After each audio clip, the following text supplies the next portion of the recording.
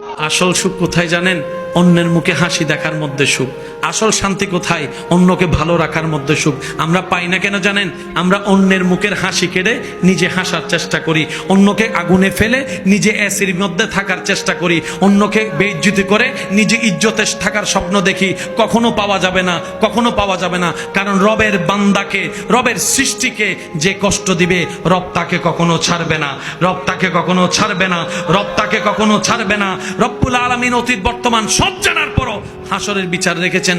তার অন্যতম একটা কারণ হচ্ছে এই দুনিয়াতে যারা টাকার কারণে বিচার পায় নাই, সম্পদের কারণে বিচার পায় নাই, পাওয়ার না থাকার কারণে বিচার পায় নাই, সম্পদের জুলুমের কারণে অত্যাচারিত হয়েছে, বিচার পায় নাই।